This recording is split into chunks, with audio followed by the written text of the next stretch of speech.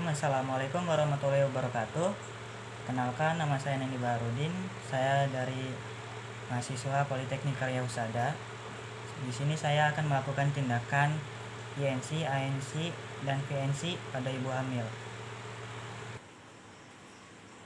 Baik, yang pertama kita melakukan tindakan pada ibu ANC. Ini sih Bu. Iya. Perkenalkan, nama saya Neni Baharudin. Saya di sini ingin mengetahui letak level ibu, mengkaji daerah bagian perut ibu.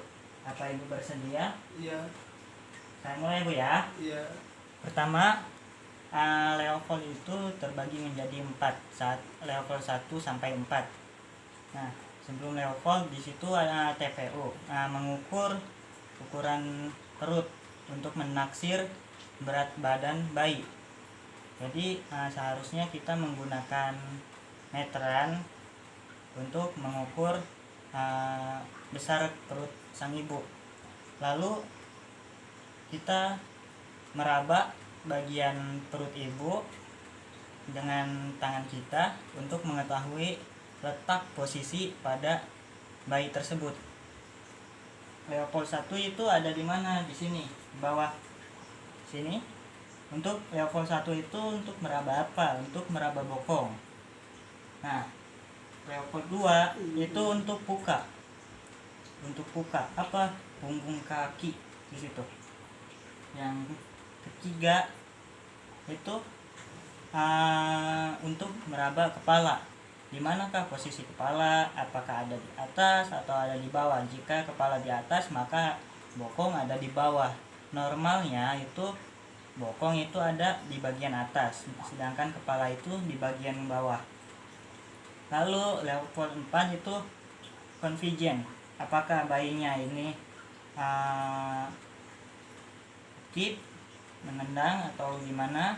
Nah, setelah itu kita melakukan DJJ. Melakukan DJJ itu apa? Denyut jantung janin. Jadi harus memakai alatnya. Ada alatnya, tapi di sini tidak ada untuk mengukur jantung janin. Berapa normalnya detak jantung janin itu? 120 sampai 150 kali per menit. Itu tindakan pada ANC. Sedangkan tindakan pada INC itu untuk kala. Kala pertama itu bagaimana? Kala pertama itu ada fase aktif, ada fase laten. Fase aktif itu bukaannya itu pada vagina itu, pada jalan rahim itu 3 cm. Sedangkan pada fase laten itu penuh. Bukaannya penuh. Nah, bagaimana dengan kala 2? Kala 2 itu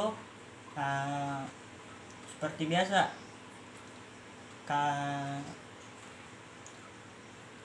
Pada kala 2 membutuhkan waktu 2 jam pada serviks untuk membuka seluruh bagian jalan rahim.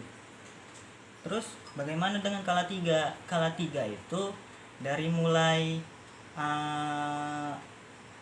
janin keluar dengan lengkap sampai plasenta keluar. Dan kala 4 yang terakhir itu setelah persalinan diobservasi untuk tidak terjadi pendarahan pada vagina atau organ lain. Nah, segitu untuk segitu untuk ANC dan INC. Lalu bagaimana dengan PNC? PNC itu biasanya dibutuhkan untuk bagaimana ya? Untuk ibu yang lahir secara SC, sesar, bukan normal.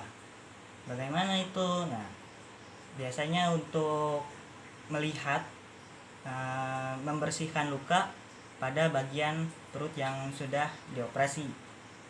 Apakah terjadi infeksi atau pendarahan atau lain sebagainya.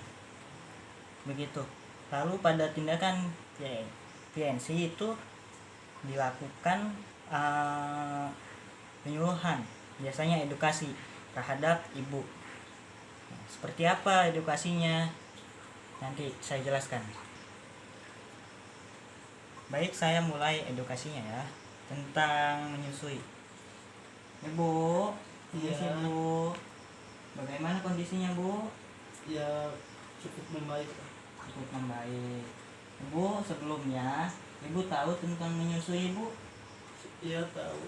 Nah, apa ada pertanyaan dari ASI yang Ibu ketahui tentang ASI? Saya mau nanya nih, Apa itu Bu?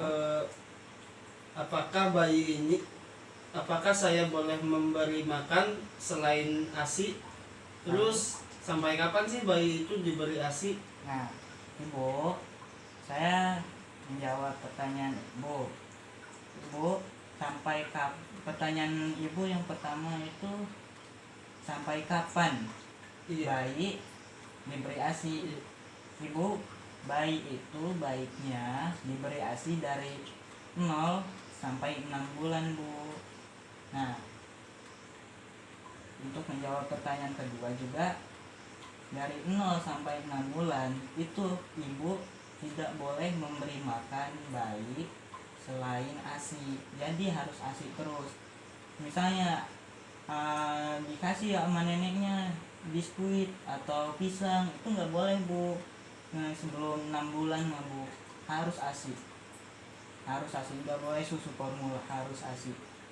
Terus menyusuinya itu gantian Bu. Nanti di kanan selama 15 menit, nanti sudah 15 menit ibu pindahin lagi ke kiri gitu Bu. Agar apa? Agar payudara ibu tidak membengkak sebelah. Ibu ya. Iya. Apa ada pertanyaan lain Ibu? Sudah, sepertinya sudah. Sudah ya Bu ya. Iya. Saya permisi ya Bu ya. Iya. Baik, seperti itulah edukasinya tentang menyusui. Saya akhiri, mohon maaf bila ada kata yang salah. Jika ada yang salah, saya masih belajar. Assalamualaikum warahmatullahi wabarakatuh.